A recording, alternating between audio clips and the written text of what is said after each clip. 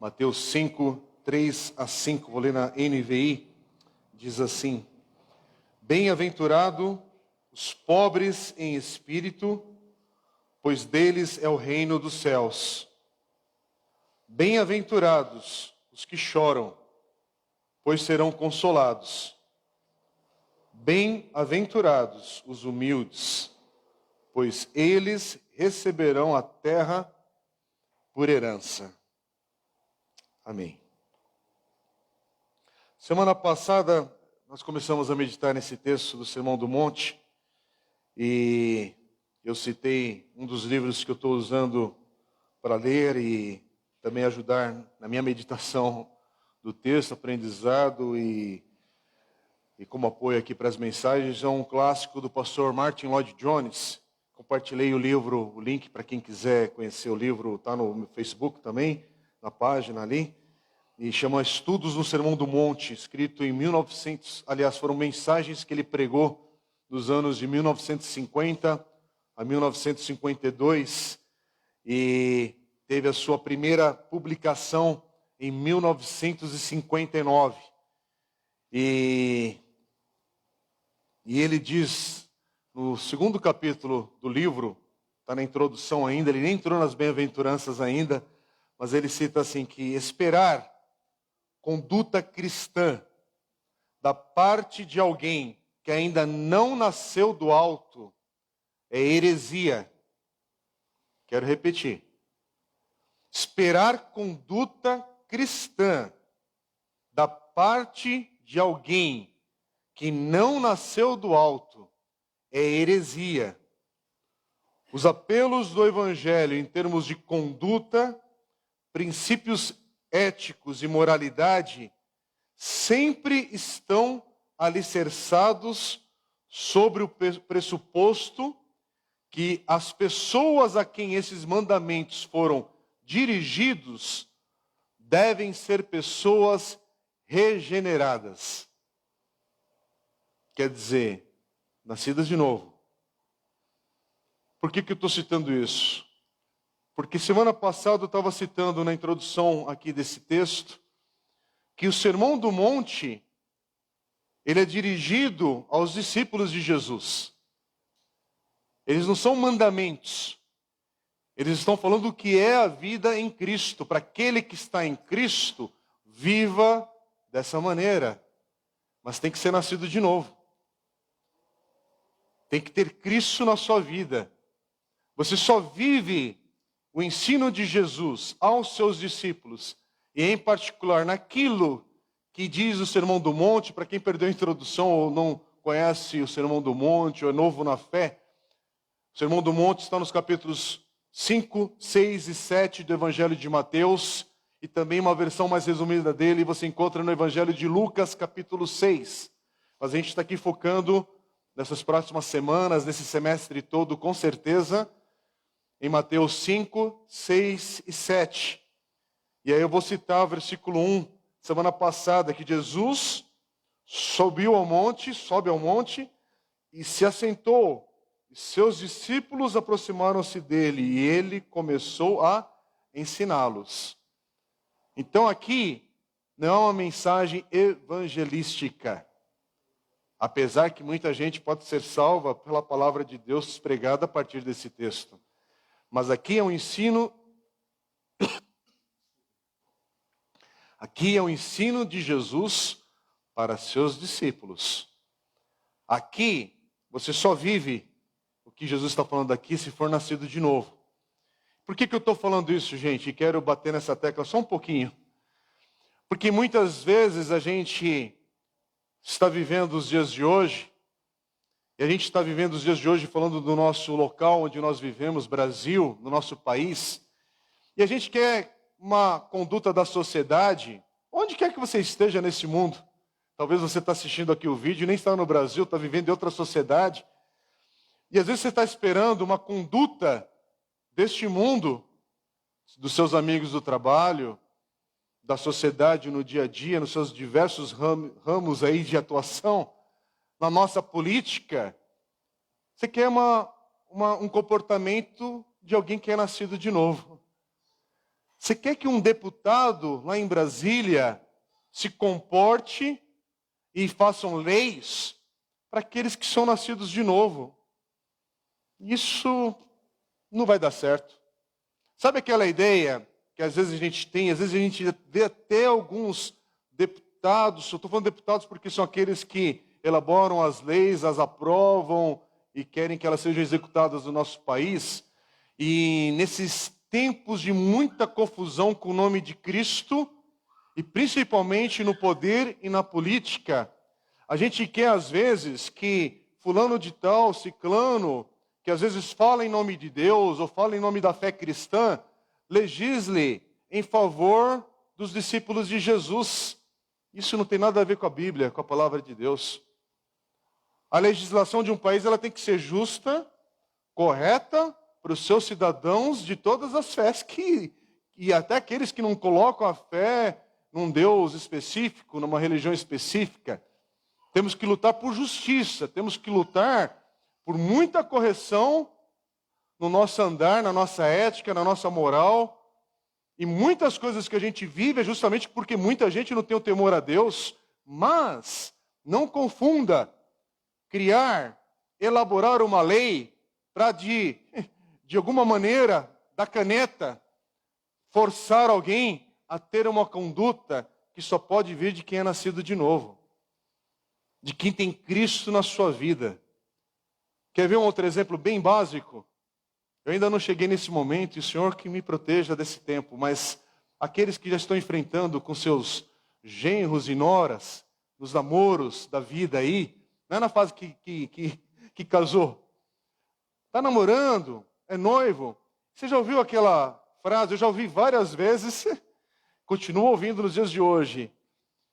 A pessoa é cristã, se diz discípulo de Jesus, e aí o filho ou a filha começa a namorar alguém que não é crente, alguém que não é cristã. E aí a pessoa, só para se justificar, ou talvez só para falar, porque falta assunto às vezes também, mas aí fala, poxa, a pessoa é tão boa, é tão bacana, que só falta ter Jesus. Só falta isso. E a gente não percebe a distância que há entre alguém que não é nascido de novo e alguém que é do Senhor. Se você não está vendo a distância entre uma coisa e outra, talvez você precise entender o que é ser nascido de novo. Talvez você precise de uma compreensão do que é estar perdido sem Jesus, nos seus pecados, em uma vida sem Cristo e sem Deus no centro da tua vida, e o que é alguém nascido de novo. Talvez porque no meio da igreja, e aí eu quero igreja comuna, igreja Assembleia de Deus, igreja presbiteriana, igreja Renascer em Cristo, igreja universal do Reino de Deus, igreja A, B, C, D, E, e olha que o abecedário todo vai, o alfabeto inteiro vai nos nomes criativos das igrejas do nosso país. Igreja. Às vezes a gente pensa na igreja evangélica, católica, igreja. E aí a gente pensa que todos aqueles frequentadores de igreja são nascidos de novo. A gente mistura o frequentar, o praticar uma religião com a experiência de ter o Espírito Santo de Deus na sua vida. Porque só tem o Espírito Santo de Deus quem nasceu de novo. Não é quem é batizado, não é quem fez o catecismo, não é quem sabe os 10 mandamentos de cor, não é quem conhece os livros do Velho e do Novo Testamento cantando de trás para frente, de todas as formas, não é quem frequentou a escola bíblica dominical ou a escola bíblica, quem frequenta um pequeno grupo, quem serve na igreja. Não, você pode servir aqui na igreja, você pode ter títulos aqui na igreja, pode ser pastor de uma igreja, inclusive, que há muito pastor que é profissional da sua atividade e não ser nascido de novo. Isso é terrível, não estou falando isso aqui como mais ou menos, não, isso é terrível. E é terrível quando nós somos igreja e não sabemos a diferença entre alguém nascido de novo e alguém que tem apenas uma moral elevada, talvez uma ética na sua conduta, e você não sabe diferenciar o que é nascer de novo. Porque, irmãos, o que nós estamos aprendendo aqui, para mim também, para a minha vida, é algo que eu não consigo obedecer no meu esforço próprio, é algo que não dá para alcançar apenas estudando,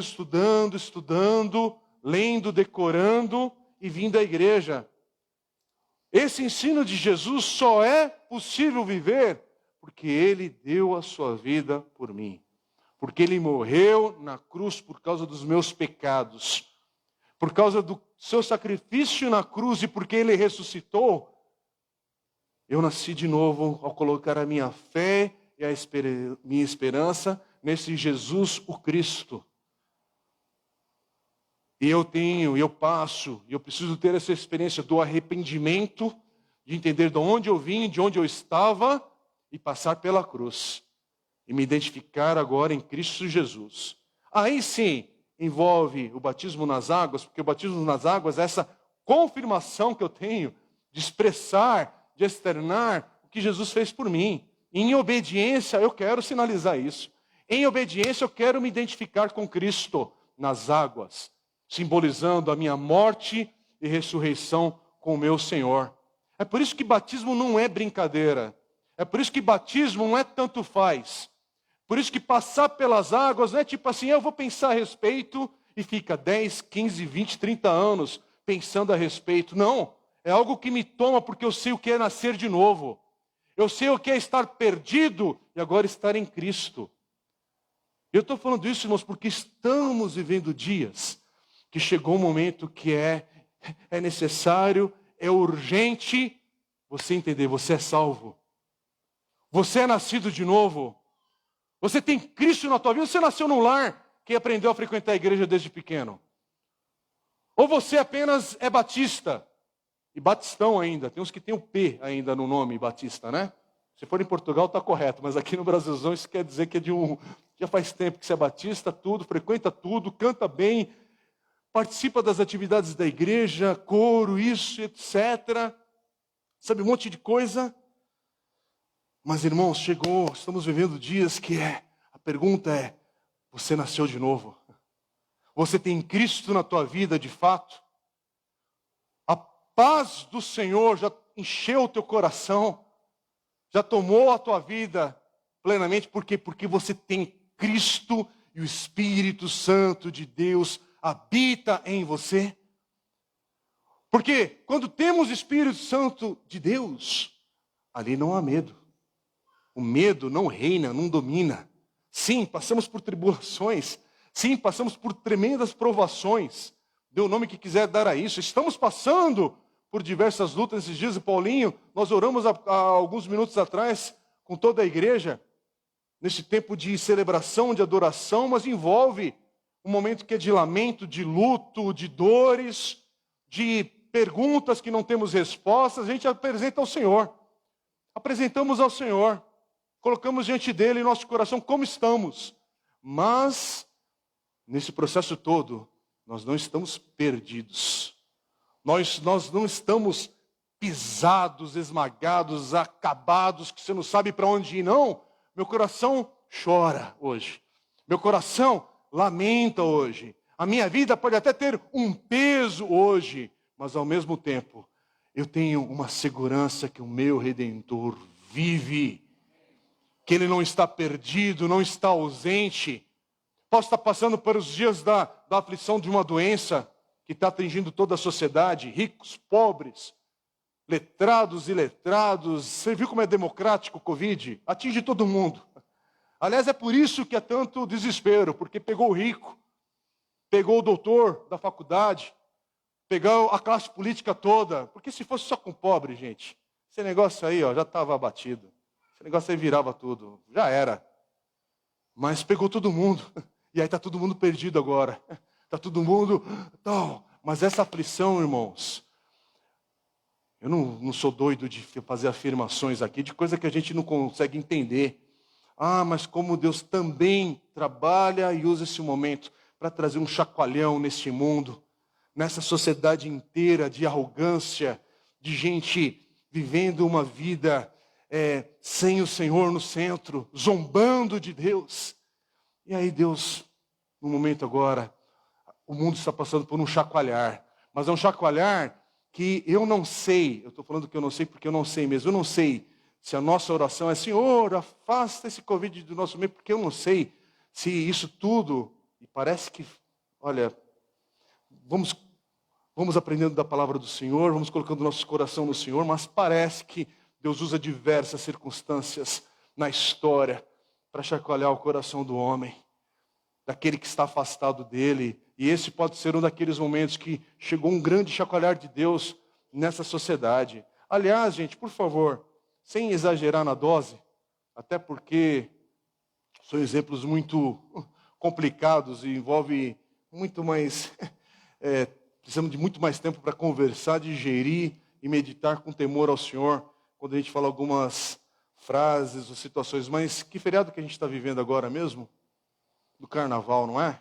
Cadê o carnaval? Cadê aqueles que zombaram em alta voz há um ano atrás de Cristo nas passarelas do Rio de Janeiro? Cadê?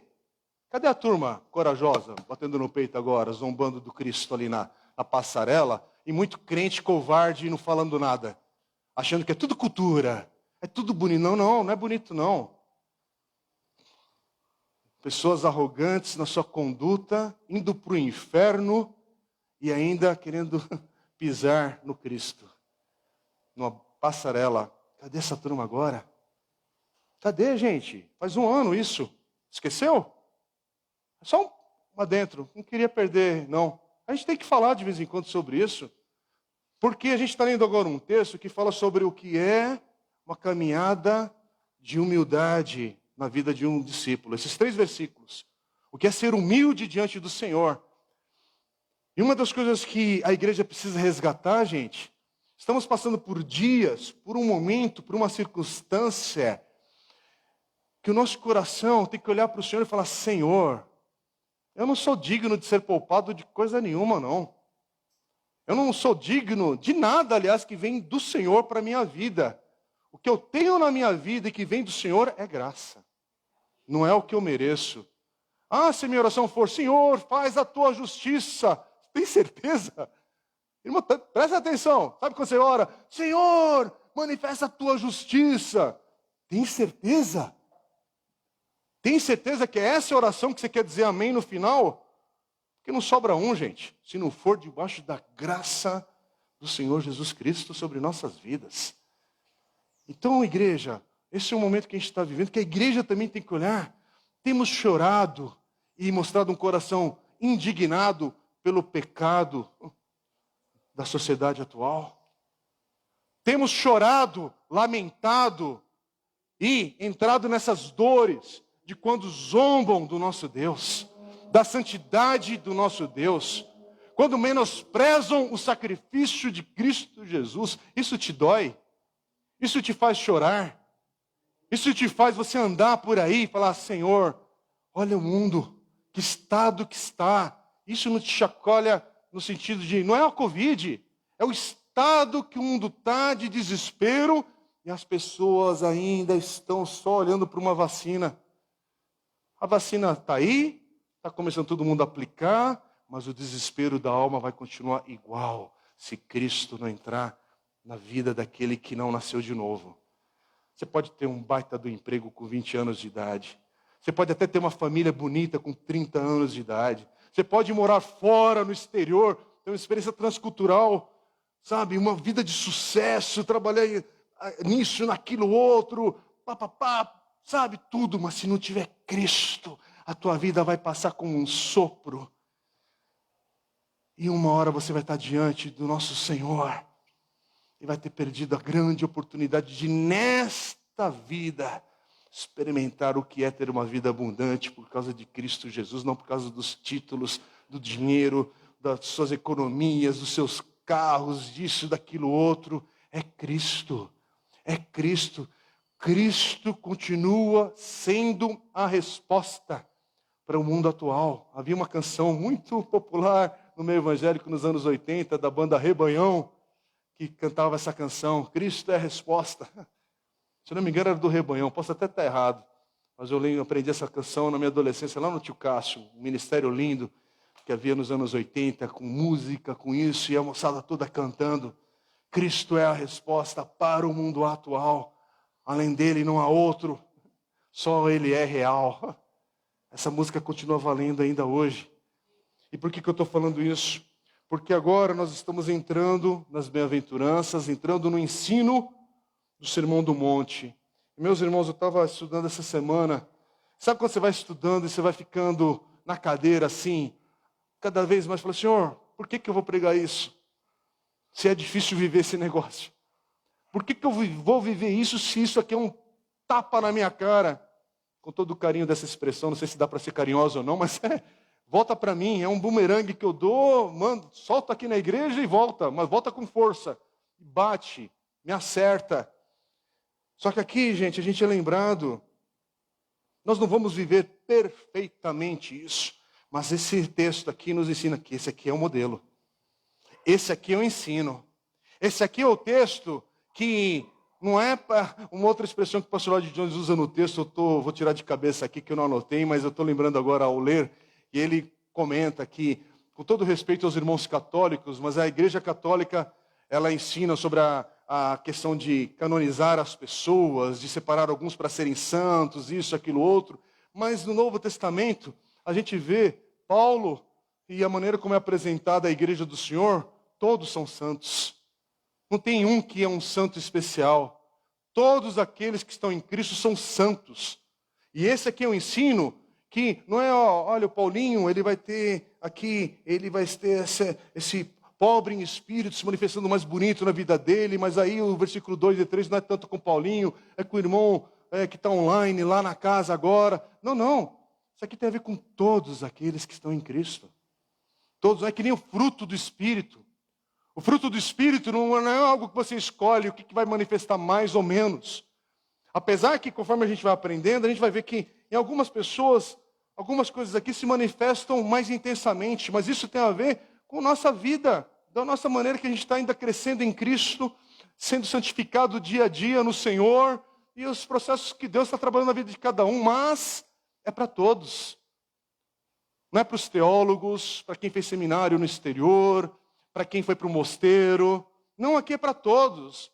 Para o humilde, para o intelectual, para isso. É para quem é discípulo de Jesus. Para você que não compreende bem a palavra de Deus e para você que entende bastante da palavra de Deus. É para todos. Esse ensino aqui está falando, estamos entrando no Sermão do Monte. O Sermão do Monte, as bem-aventuranças, está na entrada. Por quê? Porque ali está o caráter do cristão. Aqui é o caráter do discípulo de Jesus, versículos 3 a 12. Há uma outra tradução, que a palavra bem-aventurado é traduzido por felizes. Está na NVT e mais outra tradução no português. Bem-aventurados, felizes. E a gente tem uma sequência do que é a verdadeira felicidade, ou de uma pessoa que é feliz, que é bem-aventurada. Em outro momento, mais uma citação, eu quero encher vocês de coisa boa, e Lloyd Jones é um desses autores que é uma leitura permanente para mim. E eu quero lembrar de novo, esse pastor está falando em 1950, ou escuta as palavras desse homem. Ele diz assim, o grande alvo que a humanidade busca é a felicidade. O mundo inteiro anela obter a felicidade, e quão trágico é observar como as pessoas a estão procurando. A vasta maioria, infelizmente, busca de tal modo que essa busca só produz o infortúnio. Qualquer coisa que, mediante a evasão das dificuldades, meramente torne as pessoas felizes por curto prazo, em última análise, só tende por intensificar a miséria e os problemas que enfrentam. É aí que entra o caráter totalmente enganador do pecado, sempre oferecendo felicidade, mas sempre conduzindo à infelicidade e ao infortúnio e à condenação finais. O Sermão do Monte, entretanto, diz que se alguém quer ser feliz, aí está o caminho. Quer aprender a ser feliz? Vamos começar? Aprender o ensino de Jesus, aquilo que ele mostra. Versículo 3, Jesus nos diz, bem-aventurados os pobres em espírito. Falar de pobreza, a gente sabe, aqui no Brasil, é algo que nos toca, aqui na nossa região também. Para quem vem de outras regiões do Brasil, então, você talvez conheça pobreza de uma maneira mais intensa, ainda mais real, talvez na sua infância, na adolescência, as coisas que foram privadas. Mas falar de pobreza é a gente ser lembrado hoje quando uma pessoa, de fato, não tem comida o suficiente para se manter saudável. Não é ter comida apenas, mas não tem comida para se manter com saúde. É quando uma pessoa, ela não tem roupa adequada para proteger a sua dignidade, a sua saúde contra o frio, contra a chuva. Para pensar o que é pobreza. É uma pessoa que não tem onde se abrigar, ou um lugar para dar o nome de casa, de lar. Porque lar e casa é também o lugar onde você tem os seus bens, e ali você tem privacidade. E tem pessoas que não vivem isso, esse contexto. Agora, algo que aquele que é pobre, ele tem, ele é consciente da sua necessidade. Quem é pobre sabe que tem uma grande necessidade. Ele sabe que não possui o que outros têm. Ele sabe a diferença. E ser pobre em espírito é, de certa maneira, aqui é parecido, é semelhante. Ser pobre em espírito é alguém que está consciente das suas necessidades com relação a Deus. E que se não fosse Jesus, onde estaria eu? Sabe essa consciência? Você examinar a tua vida e falar, se não fosse por Jesus, onde estaria eu hoje? Pessoa pobre em espírito, pobre de espírito, é alguém que é dependente de Deus plenamente. Uma pessoa que está com problemas financeiros, que não tem recursos, que não tem bens, que não tem trabalho. Uma pessoa que está destituída nessa vida, ela não tem muito o que fazer, a não ser orar ou implorar para alguém por ajuda, mendigar, clamar por socorro. Tem que falar, eu preciso de ajuda. Tem que pedir. Se você não tem o que comer hoje na hora do almoço, no café da manhã, porque não tem, você tem que falar. Você tem que ir para um lugar onde passam pessoas que você vai implorar ali. Preciso de um café, preciso de um pão. Se estiver doente, então, ou surge uma despesa extra inesperada e você está no meio do desemprego, o que vai fazer? Essa pessoa, ela tem a consciência que ela depende da generosidade dos outros. Ela não fica na dúvida. A pessoa está desempregada há 3, 4 anos, aí, sem emprego fixo, sem recurso, sem dinheiro. Ela sabe que ela depende da generosidade dos outros. Não tem como ter orgulho nessa hora. Quando a fome bate, quando o desespero bate, porque acabou tudo na tua casa, se você tiver filho, esposa, marido. É interessante que essa pessoa, ela está num ponto que ela sabe, ou Deus age poderosamente, ou é por meio de outras pessoas que vão vir e vão socorrer, porque de outra maneira ela se encontra numa condição que ela vai quebrar, ela vai falir, ela vai perecer. Vai morrer. E aquele que é pobre em espírito, irmãos, qual é a diferença? Pobre em espírito, ele sabe que ele depende totalmente em Deus. Por justiça, por poder espiritual na sua vida, por crescer em santidade, para tudo. Para tudo você depende de Deus, você sabe disso. Você sabe que não é o fazer, não é ler, não é esforço humano, é o Espírito Santo de Deus na tua vida. É depender de Deus. Interessante que o texto de Lucas 6, versículo 20, que vai falar sobre as bem-aventuranças naquele texto, Lucas vai mencionar apenas pobre. Lá você não encontra a expressão pobre em espírito, que é apenas citado em Mateus. Mas são os dois aspectos, é a mesma coisa. Só que Lucas está mostrando esse ensino de Jesus com uma outra ênfase, de outra maneira. Talvez você pode até falar que tem uma abordagem socioeconômica na abordagem de Lucas. Pode ser, isso não agride o texto. Porque ele fala lá, bem-aventurados vocês os pobres. Esse é o resumo do ensino de Jesus que Lucas faz. Agora, a gente tem que lembrar que, tanto no Evangelho de Lucas e aqui no Evangelho de Mateus, o que nós temos aqui são resumos do ensino de Jesus. E um ensino que provavelmente não foi em um dia só, foi numa sequência de dias que nós não temos acesso a saber sobre isso em detalhes. Mas eles estão enfatizando, dando ênfase aqui, aspectos diferentes do ensino, mas é o mesmo ensino. Mas tem uma coisa que aquele que é pobre em espírito manifesta. É alguém que se identifica com aqueles que são pobres socialmente também. Não tem pobre em espírito que é nariz empinado. Não tem pobre em espírito que é indiferente à necessidade de seus irmãos, à necessidade de pessoas que estão diante dele na vida, no dia a dia. É interessante que quando Jesus fala aos pobres em Lucas, que ele para nessa expressão, a maneira como Lucas está falando ali, a gente tem que trazer a memória que está falando, sim, a discípulos que eram pobres financeiramente também, totalmente dependentes de Jesus.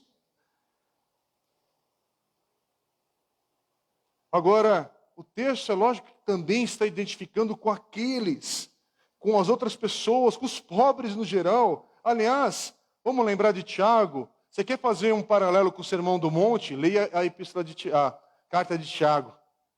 Se você ler a carta de Tiago, você vai ver o Sermão do Monte sendo aplicado na vida, no seu ensino. A gente já estudou aqui a carta de Tiago, mas cada vez que a gente estuda, é uma abordagem que a gente pode aprender ricamente, diferente a forma como a palavra de Deus chega no nosso coração.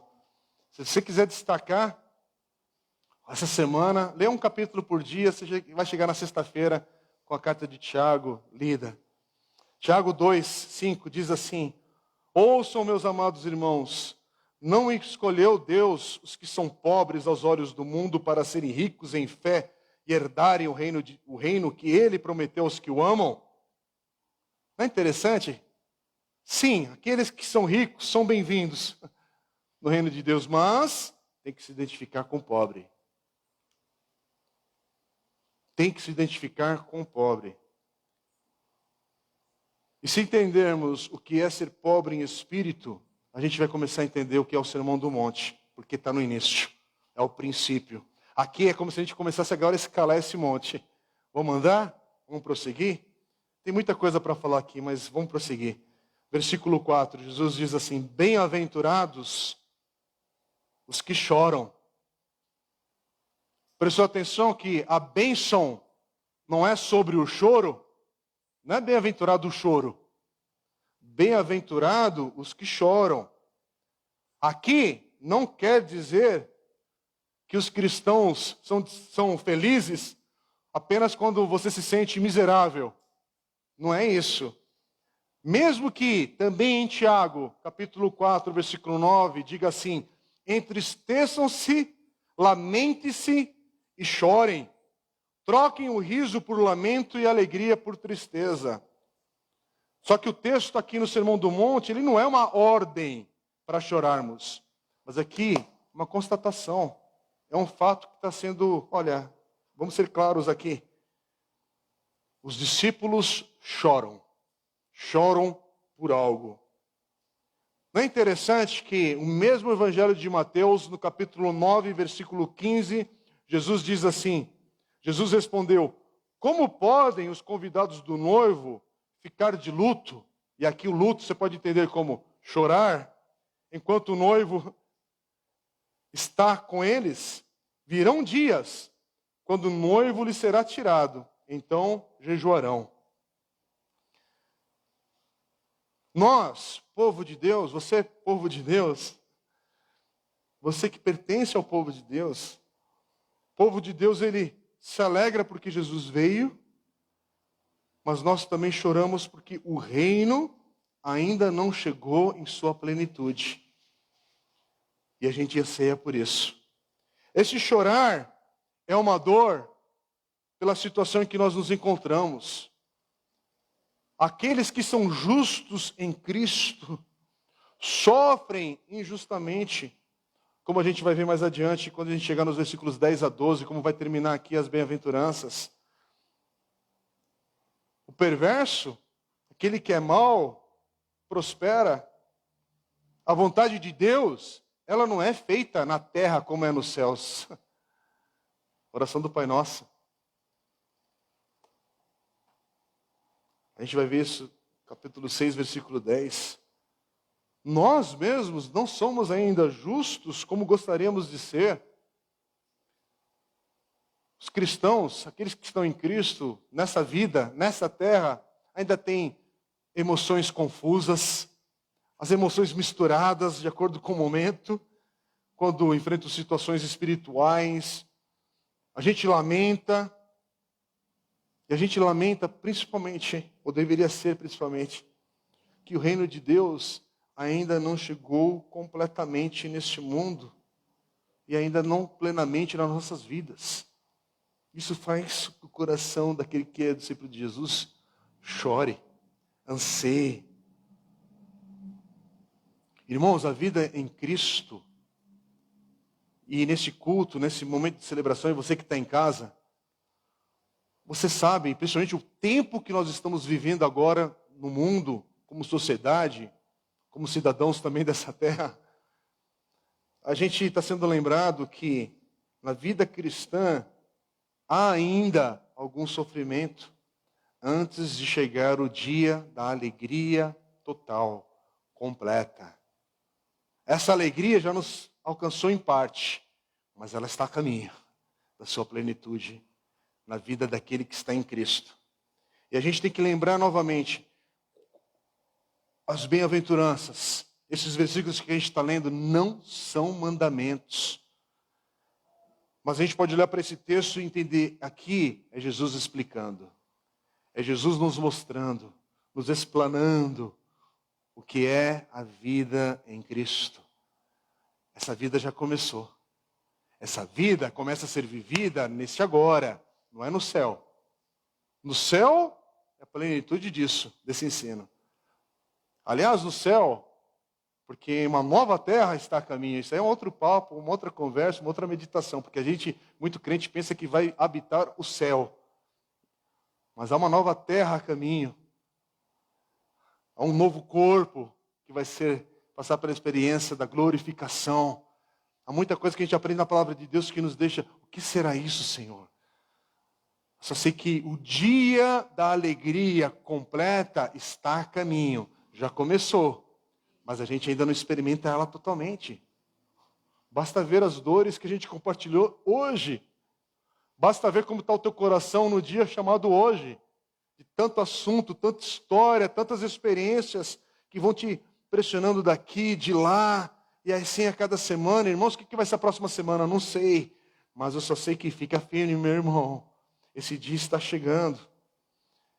Agora, uma coisa que a gente precisa ter também, prestar atenção para não aplicar esse ensino de uma maneira errada.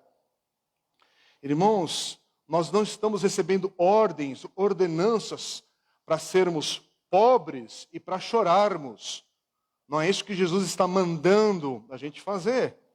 Mas aqui, Jesus está nos ensinando, nos mostrando, informando que quando nós somos conscientes da nossa pobreza, quando estamos sofrendo, lamentando que o mundo ainda não é aquilo que deveria ser, nem somos o que deveríamos também ser, por causa de Cristo, ainda assim, você está em Cristo, sobre tais pessoas está a bênção de Deus no hoje, neste agora.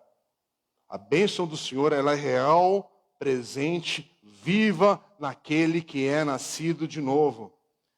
E vamos para o final, versículo 5. Jesus continua dizendo: bem-aventurados os humildes. Na versão revista e atualizada diz: bem-aventurados os mansos. Mansidão é alguém que não está na defensiva o tempo todo. É quando a gente é capaz, somos capazes de deixar o nosso caso, a nossa causa nas mãos de Deus. Olha o que diz o Salmo 37, versículo 1, 10 e 11. Não se aborreça por causa dos homens maus, e não tenha inveja dos perversos. Um pouco de tempo, versículo 10, e os ímpios não mais existirão, por mais que você os procure, não serão encontrados. Versículo 11, mas os humildes receberão a terra por herança, e desfrutarão pleno bem-estar. Humilde, olhe para a vida de Davi. Davi que já sabia que era o ungido de Deus, que já sabia que era o próximo rei. E olha o comportamento dele diante de Saul, diante de toda a zombaria que ele recebeu dos outros. Ele aguardou, ele honrou o nome do Senhor. E ele honrou o rei enquanto ele estava vivo. Olhe para a vida de Moisés. Olha o que diz Números, capítulo 12, versículo 3. Ora, Moisés era um homem muito paciente, mais do que qualquer outro que havia na terra. Essa afirmação é forte, porque a gente vê Moisés em alguns momentos, parece com raiva, parece que ali com força, né, tal. Porque mansidão não quer dizer frouxidão diante de algumas situações. Mas Moisés, ele tinha uma postura, quando ele era atacado, criticado, ele colocava a sua face, o seu rosto diante de Deus. É ali que ele chorava e orava. É o Senhor que ele buscava, irmãos. E a gente aprende isso com Jesus. Jesus demonstra essa mesma maneira de viver. Olha o que diz também o Evangelho de Mateus, capítulo 11, versículo 29. Jesus falando: tomem sobre vocês o meu jugo e aprendam de mim, pois sou manso e humilde de coração, e vocês encontrarão descanso para as suas almas. É uma afirmação de Jesus. Quem está hoje cansado, quem está hoje com o coração que está agitado, esse versículo continua sendo palavra de Deus para a nossa vida hoje. Aprendam com o Senhor. É nele que nós encontramos descanso para a nossa alma cansada, pesada. A mansidão, olha aqui que diz o Salmo 25, 9. Conduz os humildes na justiça e lhes ensina o seu caminho, o caminho do Senhor. Para terminar, irmãos, vamos bater de novo nos 3 versículos, vamos olhar de novo para aquilo que a gente está meditando hoje, porque esse texto ele é rico demais para o nosso coração. Olha o que acontece na vida daquele que está em Cristo, que tem o Espírito Santo de Deus. Primeiro, versículo 3 diz que nós possuiremos o reino. Bem-aventurados os pobres em espírito, pois deles é o reino de Deus. Não diz será. Um dia você vai estar lá. Não, não. É o reino de Deus. É uma afirmação. Não é por acidente que as bem-aventuranças começam no versículo 3 e o versículo 10 termina com essa afirmação, pois deles é o reino dos céus. Aqui é o ponto principal de Jesus, gente. Todo o Sermão do Monte está descrevendo o que é a vida quando Deus governa sobre nós. Quer saber o que é uma vida dirigida por Deus? O Sermão do Monte. É o que Jesus está ensinando e falando aqui, afirmando. É por isso que a gente está vivendo dias de muito escândalo com o nome de Cristo e com o nome da igreja do Senhor. Porque é muita igreja e muitos que se identificam conosco como povo de Deus, que não vivem à luz desse ensino. E o nosso coração tem que chorar por isso, gente. Não, não é tipo assim, não, é assim mesmo, aquele carinha ali, ele é meio zangadinho mesmo, ele é meio, não é assim, a gente tem que tolerar. Não, não, não. A gente tem que chorar. Temos que orar. Sabe aquele que é murmurador constante, aquele que tem uma conduta agressiva, aquele que chegou, a bem-aventurança fugiu. E a gente pensar que isso é normal, que isso é assim mesmo, sempre foi assim, vai continuar assim. Não, não. Tem que passar pelo novo nascimento. Tem que nascer de novo, tem que ter o Espírito Santo de Deus na tua vida, agindo, moldando, transformando, confrontando, gente. Assim tem que ser na minha vida. Por favor, eu estava preparando esse texto, lendo, estou lendo alguns livros com o ensino do Sermão do Monte. Por favor, não dá para ler só para fazer anotação. Não dá para ler só para ticar e falar o seguinte, agora o próximo livro, próxima página. Não, é ler e falar, Senhor, onde isso está na minha vida? Onde isso entra na minha vida? E você vai lendo e fala, Senhor, eu preciso do Senhor. Senhor, eu preciso do Teu Espírito, começar na minha vida para chegar na minha casa e chegar aqui na igreja. Começa em mim, na minha vida.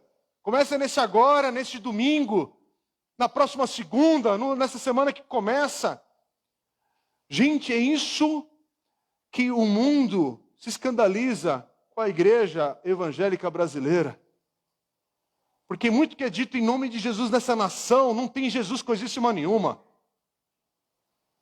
Ah, porque vamos fazer a marcha para Jesus. Por favor, que marcha é essa que não traz transformação nenhuma na sociedade?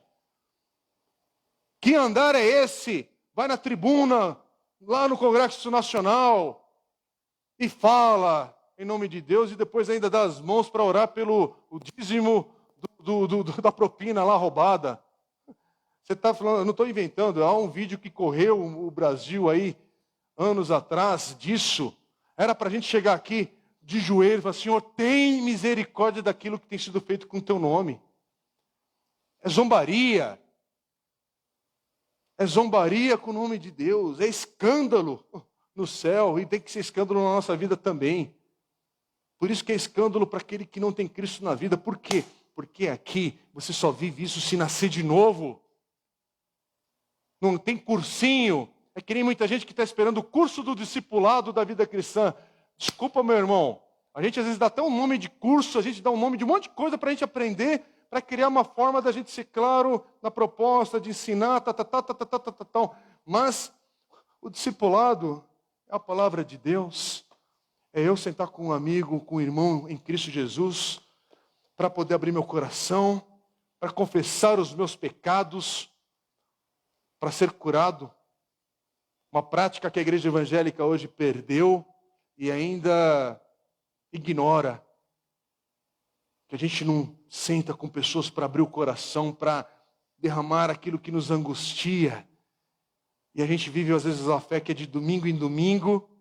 Quando uma igreja tem como a nossa, a gente tem um pequeno grupo, parece que a gente está fazendo, por favor, participe de um pequeno grupo.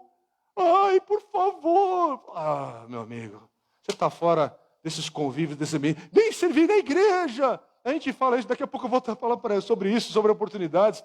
Mas por favor, a vida em Cristo é muito mais do que isso. Não é tipo, pelo amor de Deus, vem servir. Aí eu vou falar daqui a pouco sobre isso, eu estou vendo o Marcos da Michelle aqui. Como se fosse, por favor, vem servir no ministério infantil da igreja. Senão onde estaremos nós se você não vier aqui? Não, é diferente. Vem servir porque o nosso Deus é digno. Vem servir porque eu vou colocar minha vida com mais alguém em Cristo Jesus. Vem aqui fazer tal e tal coisa, mas não é por causa do fazer. É porque ao fazer eu estou caminhando com alguém. Eu estou sendo luz na vida de alguém. Alguém está me encorajando. Alguém está sendo bênção na minha vida. Alguém está me abençoando. Vem participar de um pequeno grupo. Estou vendo o Dani aqui. O Dani está se esforçando com a turma, reestruturando os jovens na igreja. Pequeno grupo de jovem. O encontro aqui presencial no sábado. A turma que está fazendo coisas online. Mas a gente não está fazendo isso porque não tem o que fazer na vida. A gente está fazendo isso porque o nosso Deus, o nosso Senhor é digno. E bendito seja o nome de Deus sempre que eu me encontro com outro filho do Senhor, com alguém que passou pela experiência do novo nascimento, e as nossas vidas juntas edificam. Edificam, e é um exemplo de um testemunho do que o Senhor faz na vida daquele que passa pelo novo nascimento. É isso. Não é tipo, por favor, vem aqui na igreja. Ai, por favor, se conecta online. Ai, por favor, oferte. Ai, por favor, isso. Não, por favor. Não, é pela graça que estamos aqui ainda. Nós não somos merecedores de ter esse prédio. Nós não somos merecedores de estarmos aqui servindo ao Senhor com a liberdade que temos nesse país. Por que a gente é merecedor e pessoas na África perdem o pescoço literalmente? Porque pessoas hoje não têm o que comer, mas são discípulos de Cristo. Porque pessoas hoje estão com Covid, outros já estão no cemitério, outros estão assim, assado, desempregados assim, e no meio de tudo isso, há pessoas que são nascidas de novo e estão passando pelas provações, pelas lutas. Por quê? Porque a gente tem que olhar para tudo isso e falar, Senhor, esse mundo vai mal, o teu reino não está aqui na sua plenitude. Cantamos hoje, Maranata, ora vem Senhor Jesus, para quê? Para eu ir para o céu? Também, mas é por outra coisa. Maranata, ora vem Senhor Jesus, porque queremos ver a tua vontade sendo plenamente feita na minha vida, na tua vida e neste mundo. É isso que queremos ver. A glória de Deus enchendo este mundo.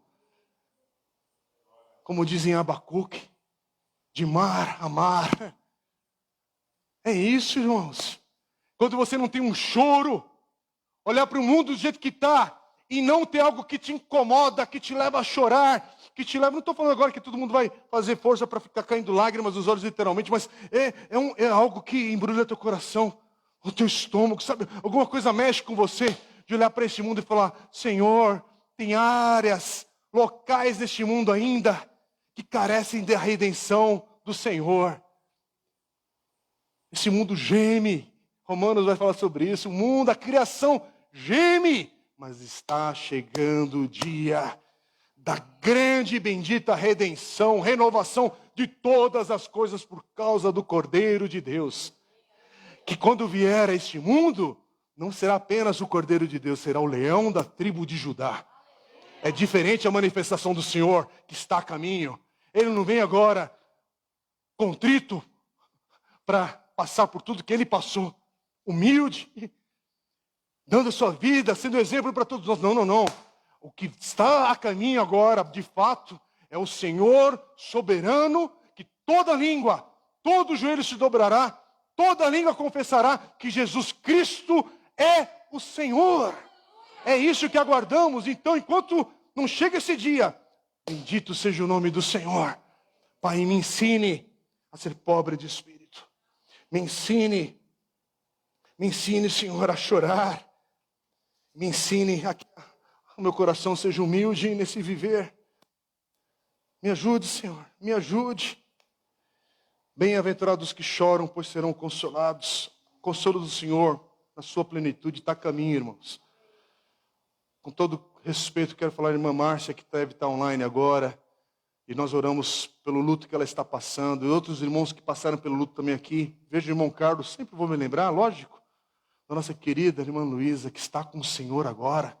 Mas a gente chora, a gente lamenta, mas vamos receber um encorajamento já no agora, não é no céu. Enquanto estamos aqui firmes, a nossa vida está cumprindo os propósitos do Senhor. Deus vai nos dar uma alegria e satisfação ao coração que começa agora. Começa nesta vida, mas bem-aventurados que choram, pois serão consolados. E bem-aventurados os humildes, pois eles receberão a terra por herança. Não é bonito isso? Os mansos herdarão a terra. Que é isso? Que coisa linda é essa? Quer dizer que todas as coisas, tudo trabalha, tudo tem o propósito do Senhor, para ainda que muita coisa errada acontecendo, mas o produto final disso, a bênção do Senhor está a caminho, gente. esse momentâneo sofrimento que a gente enfrenta hoje, ainda vai dar um fruto que vai glorificar o nome do Senhor Jesus lá na frente. Olha, nesse momento eu sei que, nesse momento que a gente está vivendo, esse ano de 2021, os anos que o Senhor nos der para vivermos, nós vamos passar por aqui. E a gente ainda vai desfrutar da presença de Deus, aquele que está em Cristo Jesus. Mesmo que as pessoas que não estão em Cristo não percebam, não saibam sobre isso, não conseguem compreender isso. Mas a gente tem a convicção, há mais por vir. Novos céus, nova terra, onde a justiça habita. Está a caminho. Como é que a gente pode experimentar essas bênçãos do reino de Deus? Como é que você hoje recebe o encorajamento do Senhor? Onde você está hoje? Inclusive se está assistindo, ouvindo essa mensagem, qualquer outro dia, horário. Mas como é que você herda essa terra? Confia no Senhor Jesus. Confia nele como seu Senhor e Salvador. E você ainda experimentará as suas bênçãos na sua vida. O Sermão do Monte começa com as bem-aventuranças. Prestou atenção que não são maldições. O Sermão do Monte, Jesus podia chegar com tudo para falar para os discípulos. Olha, turma, bando de gente fraca, infiéis, você é isso, você... Não. Mas Jesus começa falando com os seus discípulos de bênçãos. Bem-aventurados, felizes. Não é bonito ver isso de Jesus, gente? Jesus não chega para a nossa vida para nos arrebentar, ele chega com a palavra de vida. Aqueles que estão em Cristo Jesus.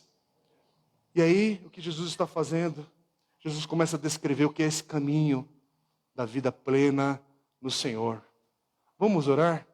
Porque o que nós estamos precisando, eu preciso, eu creio que você também precisa. E você que está em casa e quem está ouvindo a palavra do Senhor no dia de hoje, o que precisamos? Precisamos da graça do Senhor na nossa vida, no hoje, no agora, nos sustentando. E que essa palavra se cumpra na nossa vida. Mas eu quero lembrar, Romanos 8, versículo 4, diz assim: a fim de que as justas exigências da lei fossem plenamente satisfeitas em nós, que não vivemos segundo a carne, mas segundo o Espírito. Apenas segundo o Espírito. Só por meio do Espírito Santo de Deus que a gente vive isso. E é isso que a gente precisa lembrar no nosso coração hoje. Por favor, não para julgar o irmão A, o irmão B, mandar mensagem no Face depois com indireto. Não é isso. É para a minha vida. Eu só vou viver isso pelo Espírito de Deus, pela sua palavra.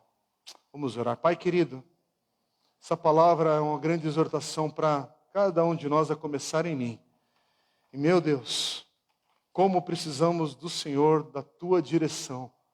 A tua igreja precisa, Deus, obedecer a tua palavra, o teu ensino e manifestar isso que está no Sermão do Monte. Estamos apenas no início desse aprendizado, mas, Senhor, quantas coisas precisamos viver na dependência do Senhor.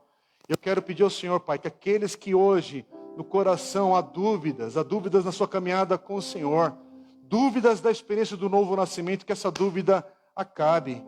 Que hoje seja um dia de arrependimento e colocar a fé em Cristo Jesus. E que essa pessoa possa ter a experiência de receber o teu Espírito. E nós, Igreja do Senhor, caminharmos cheio do teu Espírito Santo. Porque precisamos desse batismo de fogo que a tua palavra fala também, Senhor. Precisamos de um avivamento que venha do Senhor sobre a tua igreja. Aviva a tua igreja, transforma a tua igreja. E Maranata, ora vem, Senhor. Bendito seja o nome do Senhor.